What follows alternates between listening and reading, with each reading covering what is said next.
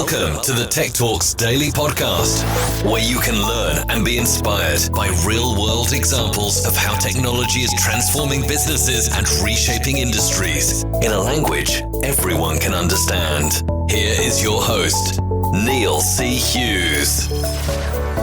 Welcome back to the Tech Talks Daily Podcast, and boy do we have a treat for you, because Ben Brook, the founder and CEO of a company called Transcend, is going to be joining me on the podcast. And he raised $25 million just months after graduating from Harvard. And ultimately, he had a great idea, giving people the rights to their data by making it easier for companies to deliver. His timing was fantastic, especially with Gdpr here in the UK and CCPA in California, not to mention 40 different state-level bills in the US pending. This is becoming a major issue for businesses. And when those big fines and penalties start dropping, it feels like there's going to be a big change in the air, and a lot of businesses are going to be looking at how they can protect that data. So Transcend is a data privacy infrastructure that makes it simple for companies to give their users control over their personal data.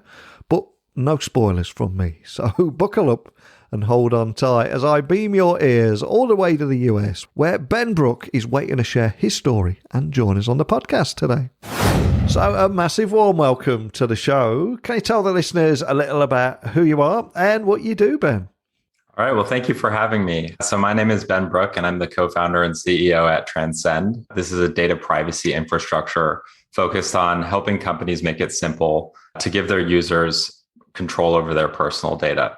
So I grew up in Toronto, Canada, and growing up, I became obsessed with tech and actually filmmaking as well, and kind of every sort of cross section I could find between the two. So that became a huge sort of area of interest for me, and what really got me interested in technology. And then around the age of 17, I came to the United States for college, where I ended up studying computer science.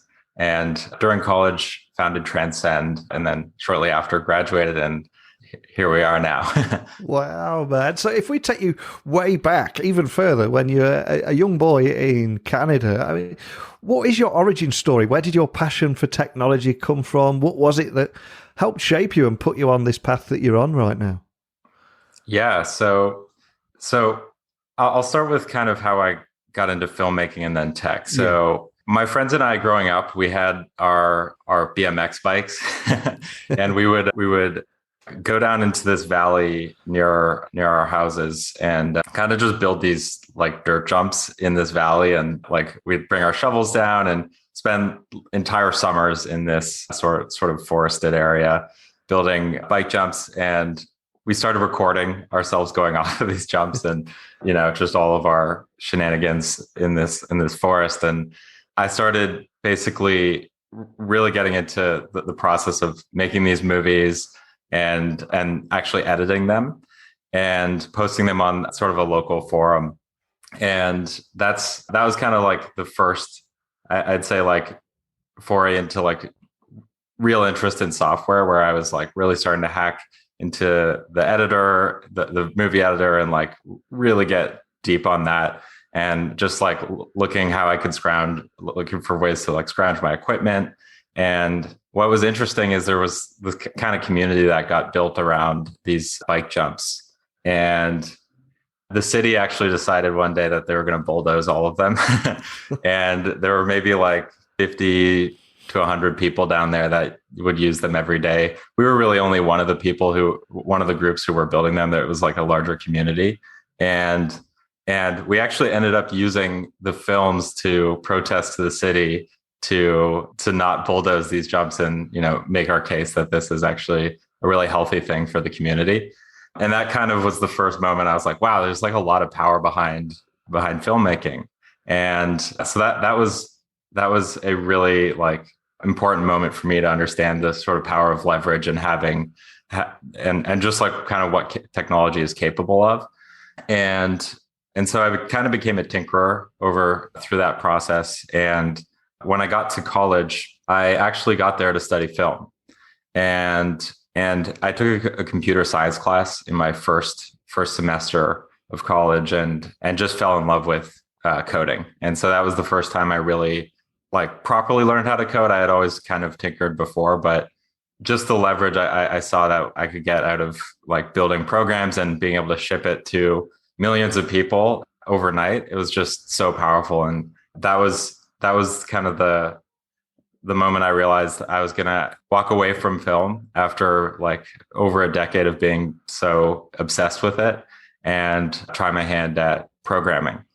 So I met my co-founder, Mike, while we were studying. We were both studying computer science at Harvard in the undergrad program. And Mike was actually also doing his master's in that same 4-year program. So we started just kind of like getting together on weekends and working on personal projects and kind of taking what we had learned and applying them to new pieces of software that we could kind of just build and try with our friends. And we also got really interested in data science and statistics. And this is what led us to the first project that set us onto the topic of privacy. And so we decided one day that we were going to study ourselves.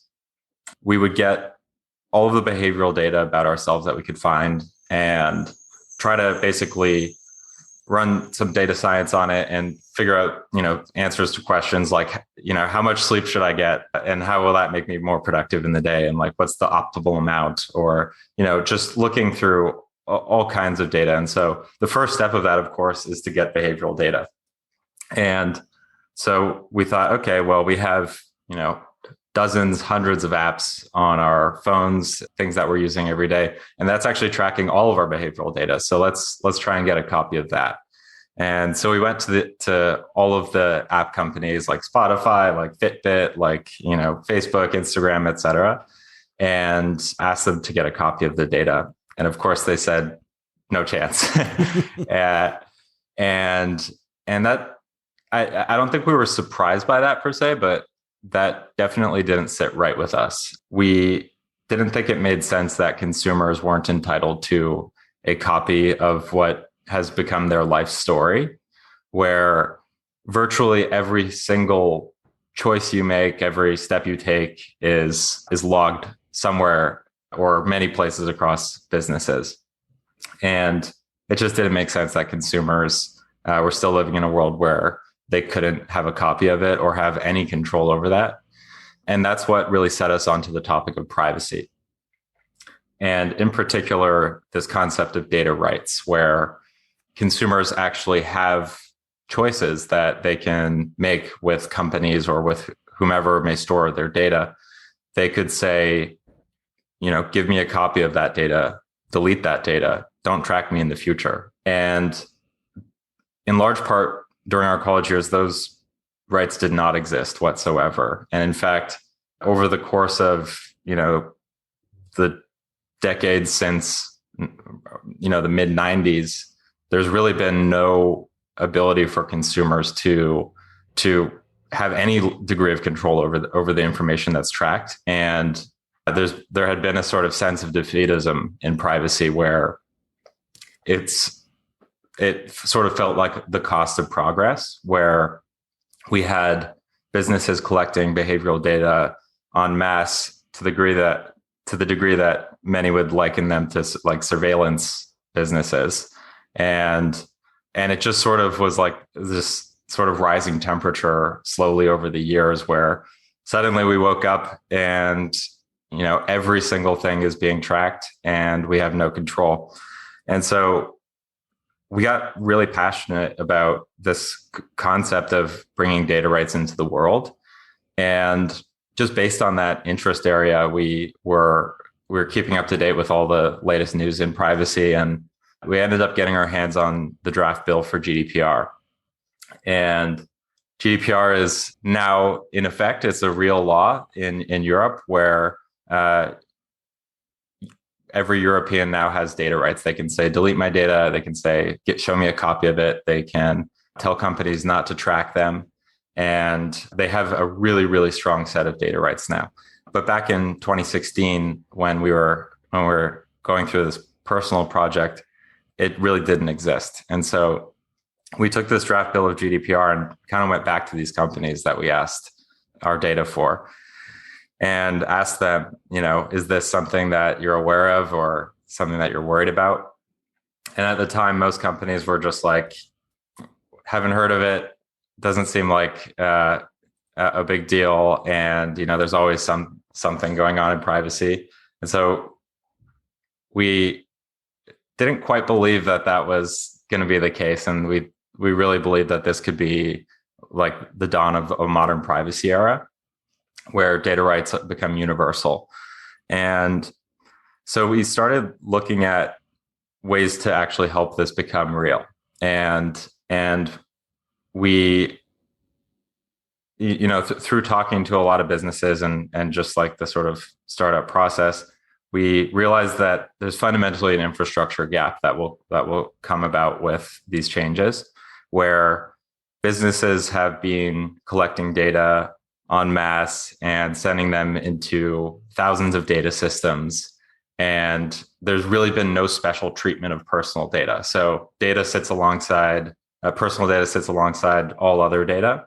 And there's really no consideration that this will need to be deleted in the future or even be indexed such that you could find a given person in that data system in the future.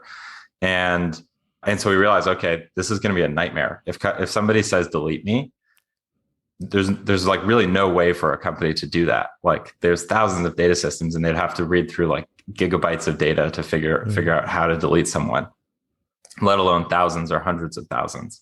And as we sort of set out to go solve this infrastructure gap, there's just it really felt like it was just one morning where every company was in like DEFCON 5, where they were like, okay, this is the end of times. Like there's no way we can comply with this law. It's coming up, like it's passed, and we have to figure something out. And you may remember like all the privacy policy emails going out like the night before. Yeah. And companies it was just a scramble. And so that really was the moment we're like, okay, we've been investing in the right thing. And so we can talk more about what comes after, but that's kind of a brief history of how we got into the space and why we're so motivated to really bring data rights into the world. Wow, what a great story. And the early parts of that story was almost like the inspiration behind an episode of Stranger Things. I've just got pictures of you there on your BMX bikes. But no, that's fantastic. But of course, that path did lead to you finding Transcend. And I believe you've already raised $25 million. So can you tell me a little bit more about how you're solving these problems that you've just highlighted with technology? How are you doing this? Yeah, so we build what we now call data privacy infrastructure. Yeah. And you can really think of it as a layer that sits over top of any data system in a business and turns that data system into something that can actually operate on personal data as a special class.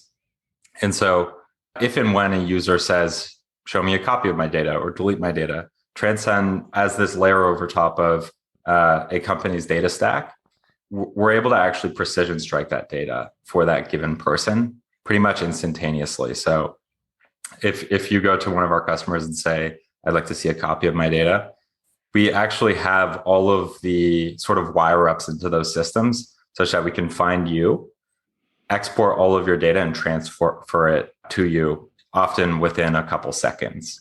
And this is what is replacing the extremely manual process of literally people combing through systems and trying to find your data when you request it. And so we've managed to automate that entire process. And it's not just a one-to-one replacement of the manual labor. It's a much broader set of data that we end up operating on and a much deeper compliance that the business will end up getting. Because let's face it, if you're trying to do this manually across thousands of systems, realistically, you're probably only going to get to like 3 or 4 of the top systems and then call it a day. And so companies are really, when they're doing this manually, are not really complying with the laws fully and not really respecting your data rights request.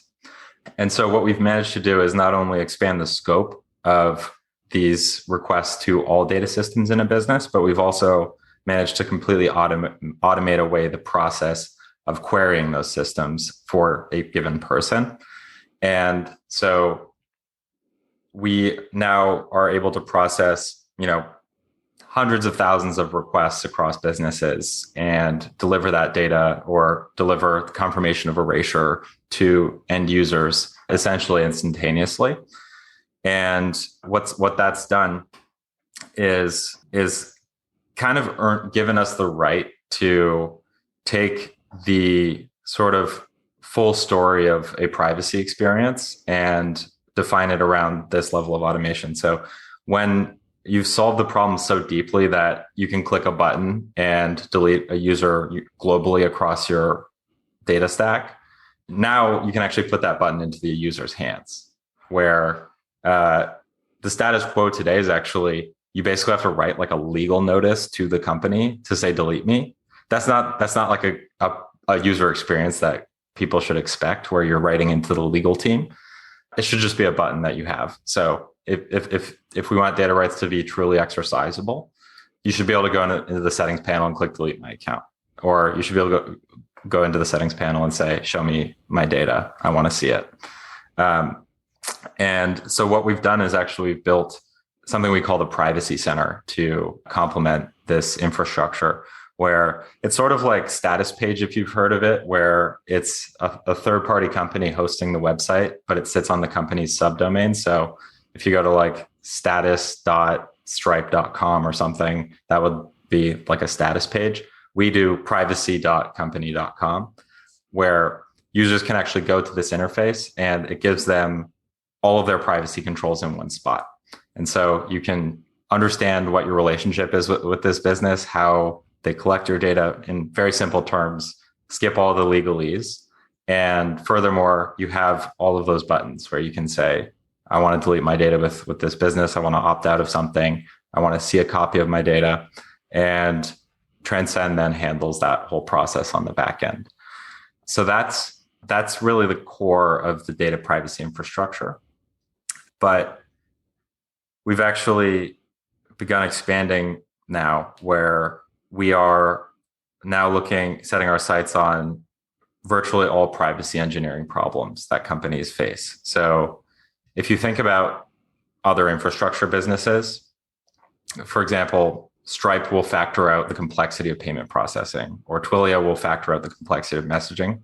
Transcend factors out the complexity of privacy. And so our mandate is to find all of the complex problems that require deep expertise in privacy and factor out all of that work that an engineer would need to build. So you don't have to build a massive payment infrastructure to process a payment.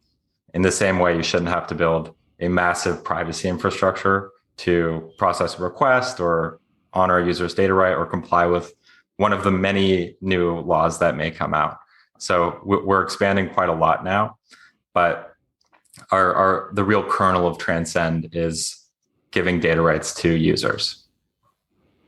And you've already mentioned GDPR, which we've got here in Europe, and obviously in California there's the CCPA, and you could argue that both of those are helping to pave the way for over 40 different state-level bills in the US that are pending at the moment, and businesses have a major issue on their hands. And for those reasons alone, it feels like perfect timing on your part. But I'm curious, how have companies and your customers received it? Do you get to hear any feedback there?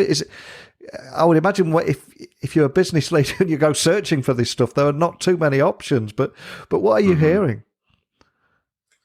Yeah, well, so you're right. The level of legislation that's already happened is tremendous, but the amount of legislation that's about to come is just incredible. So just in the past 3.5 years since GDPR, we've gone from virtually 0% of the global population having data rights to 30%. Yeah. So essentially 1 in 3 people have data rights. And very, very soon, we're going to get to very close to 100%, I believe. So it's not just each of the states, but it's pretty much every nation is looking at a GDPR copycat.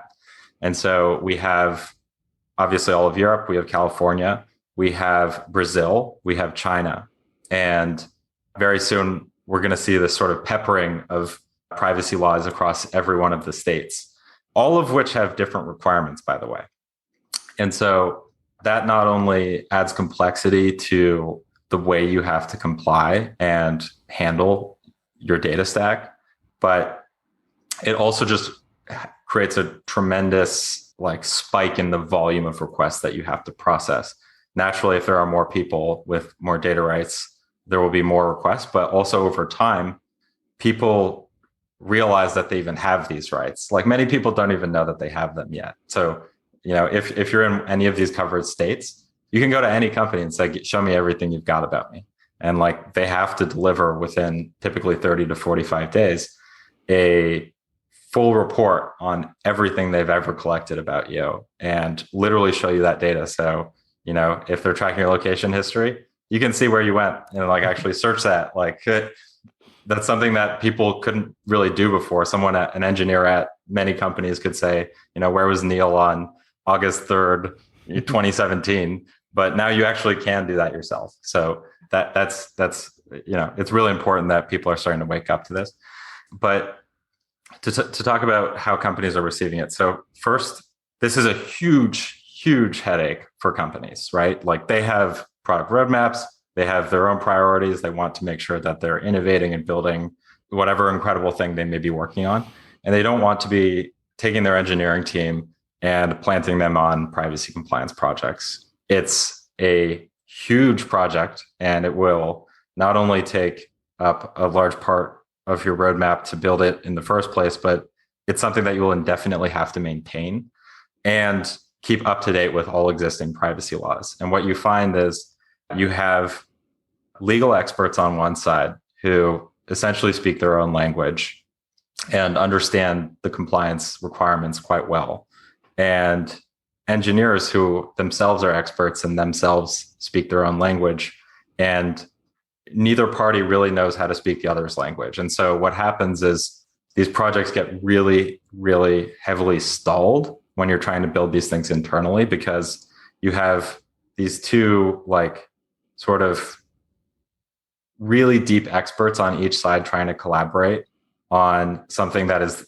this really harsh intersection of legal policy and very deep infrastructure problems. And it can often basically stall the whole thing. And so companies are really stuck when it comes to complying with privacy laws. And that's why they'll often go to Transcend. And so our customers have had really, really, really positive experiences, basically oftentimes dropping whatever in-house project they've been trying to work through and switching to Transcend, which essentially takes the legal opinion and puts it on one track and the engineering opinion and puts it on another track and handles all of the translation between the two parties. So if there's a special compliance requirement that's unique to a business, Transcend can help encode that into the stack and really take a project that may take, at some companies, thousands of engineers, several years, and really turn it into something that you get done in a month. And furthermore, we'll maintain it and keep it up to date with all privacy laws and really give the legal team the leverage to make decisions about how to comply, and the engineering team the ability to actually make this a relatively hands-off project where it's more about connecting to infrastructure rather than encoding really, really complex privacy requirements across the board. And so we take out that whole project, and companies are thrilled with this. This is just for context. We serve typically B2C consumer tech companies. So they serve a lot of customers, and they're often fast growing and have modern sort of tech stacks and engineers who really need to spend their time working on products. So these are companies like Robinhood or Paetron or HashiCorp. and many more. And so these businesses have like really factored out all of the like really harsh privacy engineering projects. And then of course we've taken out all of the manual work that goes into attempting to manually comply with this law. So, you know, the way data rights historically were fulfilled was there would be a legal person sitting on a privacy inbox where they receive these legal notices. And you'd have, you know, basically a stream of requests where consumers would say, you know, under GDPR, I'm exercising my, you know, Article 6 right, and we are, you know, I'd like to see a copy of my data. And that legal person then would have to attempt to verify that person's identity, because I can't just say like, hey, I'm Neil, show me all of my data. It's because that would be a data breach, which would be even worse. And so they have to verify the identity. They do that manually, and it's often insecure. It's like challenge questions or whatever you can do through support. And then begins the process of actually trying to manually find this person's data. And that means, you know, shoulder tapping engineering to come through databases. It means shoulder tapping sales to go into Salesforce, marketing through their stack, et cetera.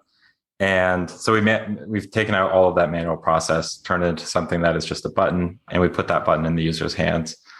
And so what we see is, you know, companies like Indiegogo have 80% cost reductions on their privacy, on what it takes to process privacy requests. And so it's very well received, I guess, overall. And we really view this as like the long-term step or long-term solution to actually having a privacy program where all of these requirements need to be encoded into your stack. And you can't just like throw more people at the problem because it's only growing under you. And so thus far, it's going great. And just to bring to life the technology behind your data privacy infrastructure and how it's actually making it simple for companies to give their users control over personal data, do you have a use case? You don't have to mention any names, but just something that will help people understand how it works and how it could work in their world too.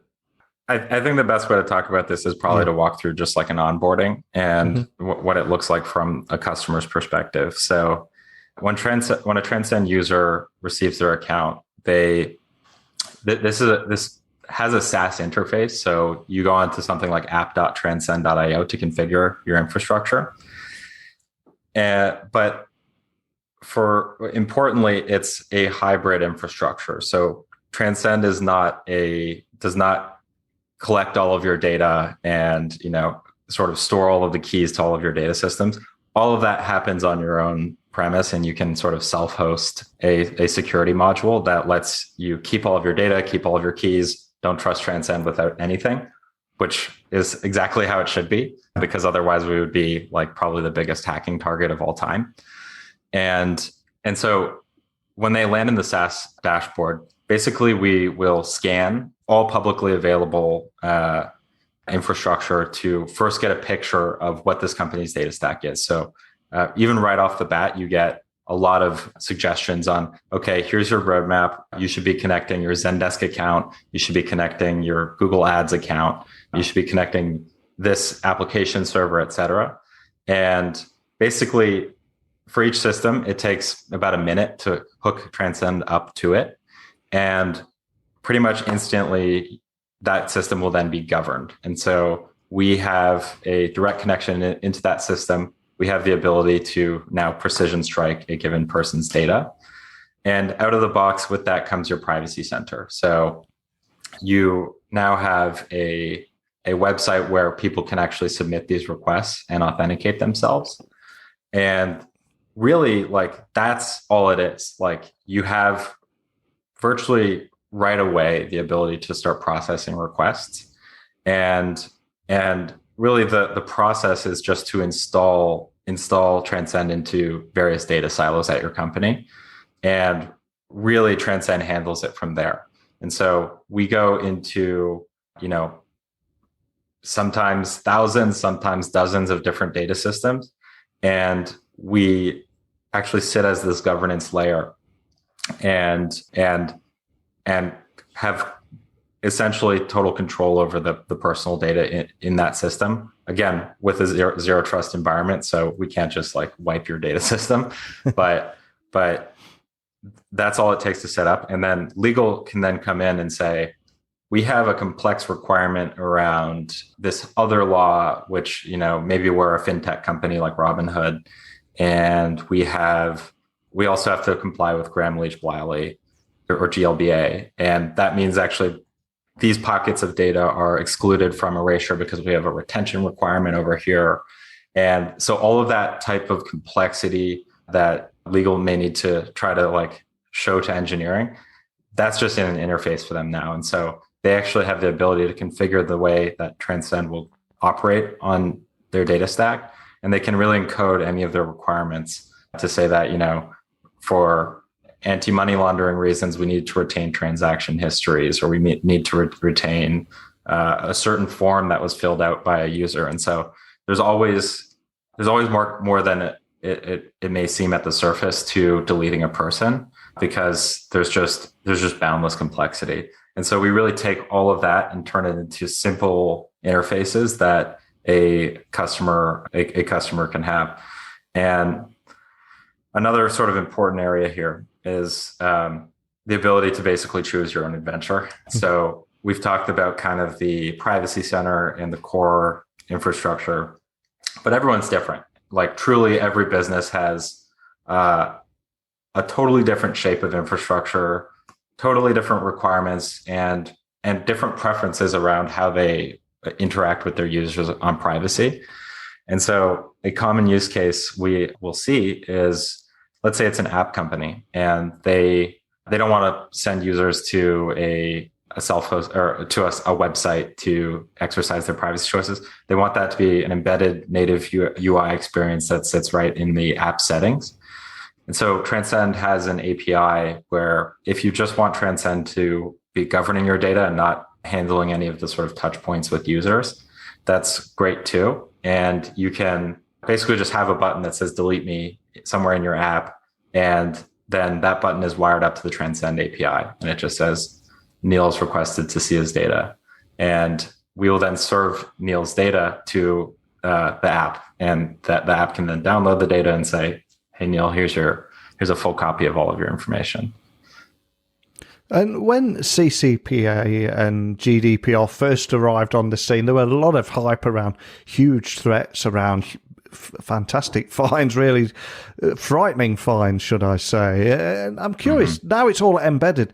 Do you think we'll see record-breaking penalties next year across things like CCPA and GDPR to send that message out? Is that something you think we'll see? 100%. So we've actually already, this whole year has been sort of the year of record breakers. And so at the beginning of 2021, the sum of all penalties issued under GDPR was 244 million euro. This year alone, we've seen that have a fivefold increase to 1.3 billion euro. Wow. So we absolutely expect that to continue into next year and continue with more record breaking like that. Within that have been two sort of landmark penalties. So this year we saw a 225 million euro penalty against WhatsApp, and another that was 746 million euro against Amazon. And the reason this is happening now, it's not because regulators have just decided to enforce.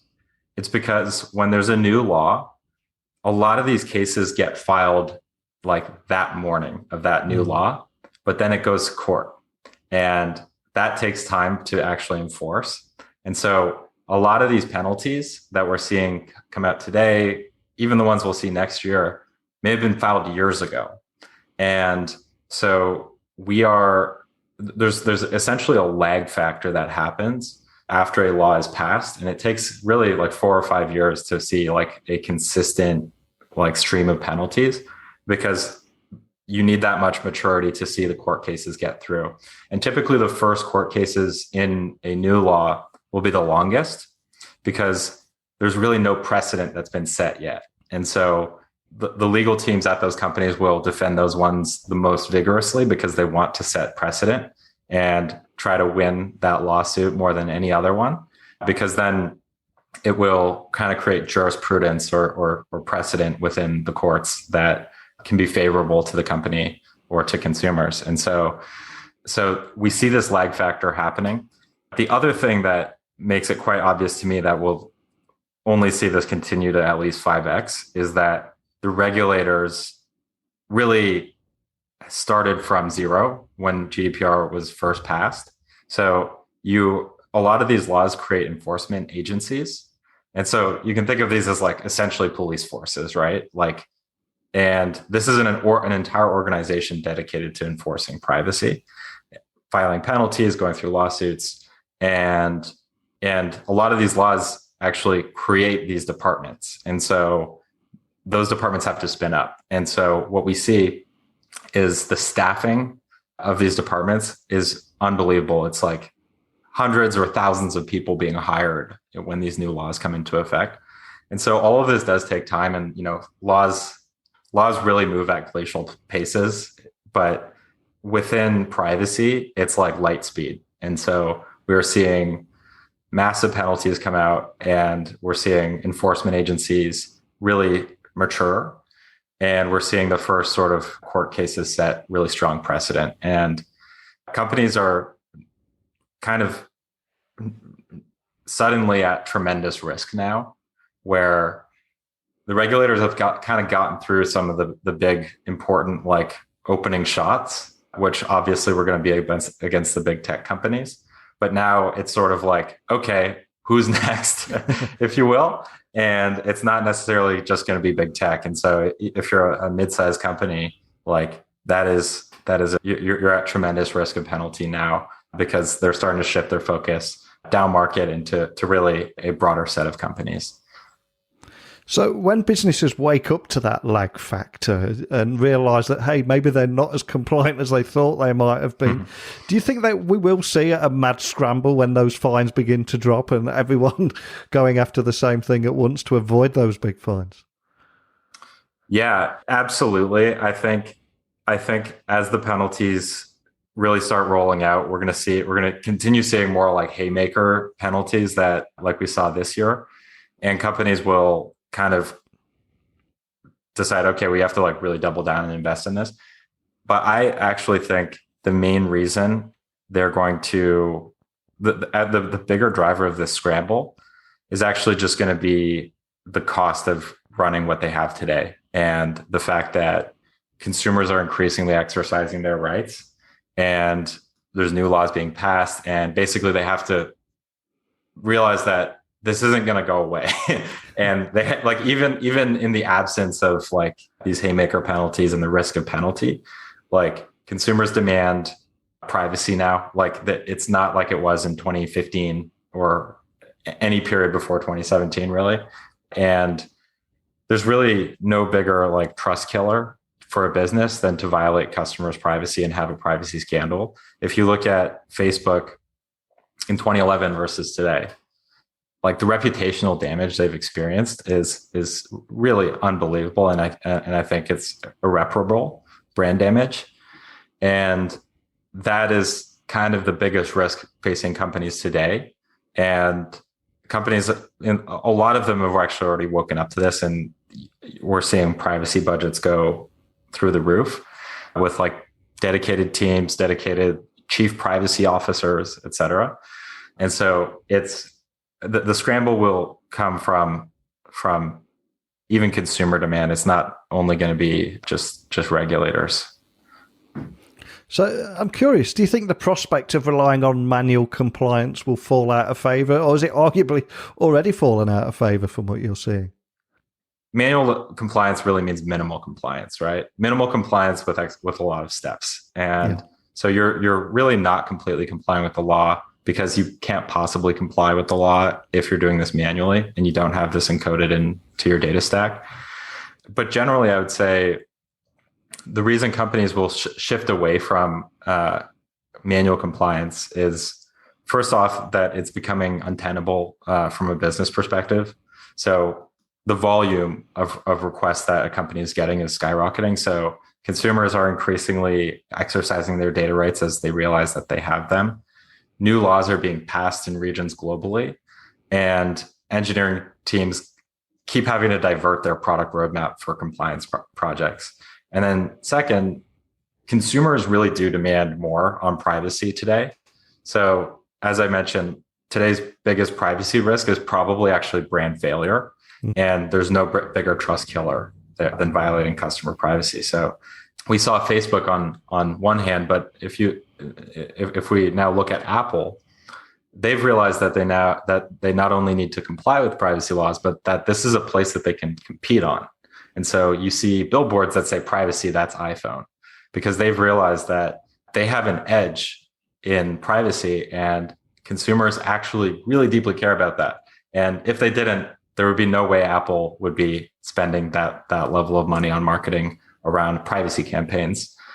And so companies can now actually get ahead of competition by being the one that's seen as the privacy first business. And 93% of customers would actually switch to a company that respected their data privacy. We ran a survey across 1,000 Americans last year with just unbelievable results showing that just the level of consumer demand for privacy and what it means to a company's brand. And then finally, I would say the fact that this manual compliance really is just minimal compliance means that companies are now in a place where they are putting themselves at risk of penalties. They are finding themselves in a place where they are receiving more requests than ever and not complying with them. And that risk portfolio is just ballooning. And so companies now just need to figure out how to switch to a long-term solution here. And it's businesses like Transcend that will actually make this even a possibility, because to build Transcend in-house is just it would take years and years with a very highly specialized team. So yeah, overall, it's untenable for the business just to process this manually. Consumers demand more, and the risk portfolio has gotten out of hand. Well, we've talked a lot about the challenges in the industry right now, but what's next for Transcend, and what is it that excites you about 2022? It seems to me from the very beginning of our conversation, what you set out to achieve, it's like it's almost come full circle and the planets have aligned at the right time. But what is it that excites you about the road ahead? Yeah, so in 2022, we're rapidly expanding Transcend, both commercially and as a product. I would say what I'm most excited for next year is to really begin giving customers this unprecedented visibility into their data stack. So we started as a very governance-first platform where we are going across all of these different data systems and saying, we know exactly how to strike a person's data inside of that. But one thing we find is that a lot of businesses are simply flying blind when it comes to what data they have.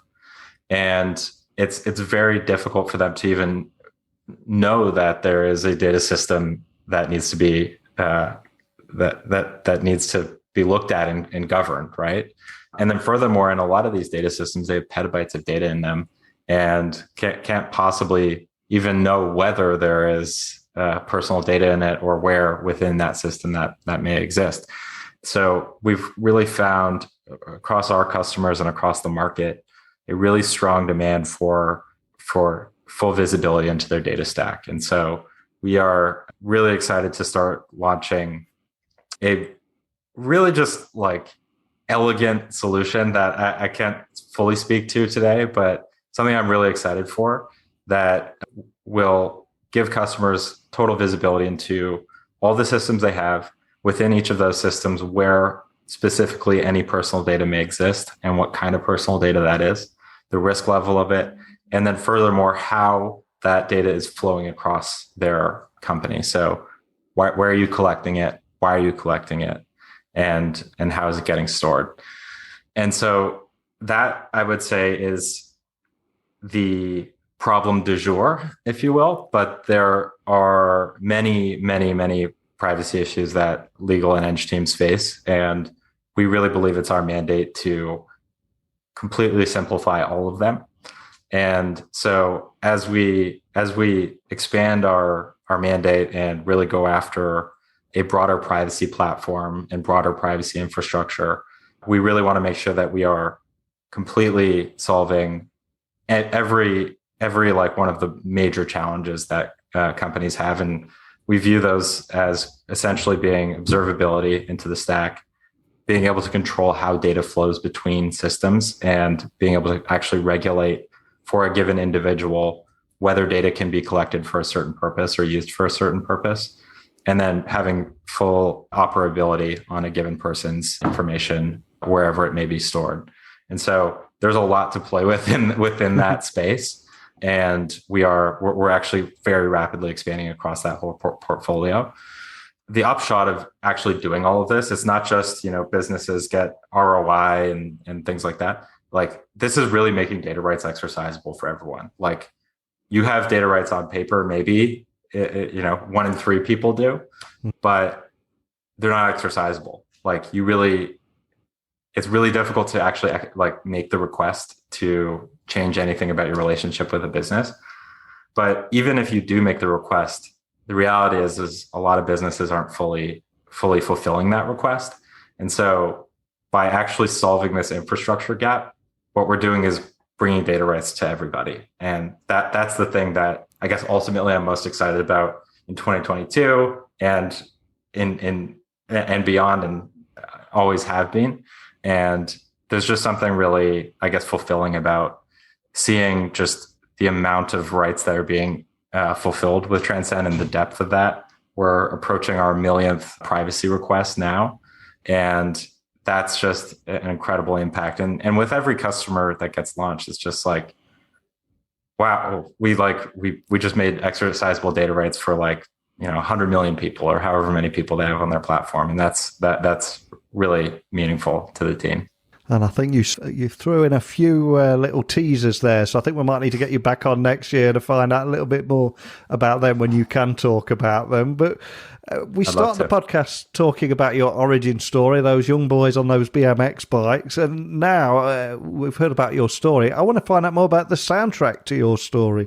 As we're talking today, although it's an audio podcast, you've got some good vinyl behind you as well, so I know you're a music fan.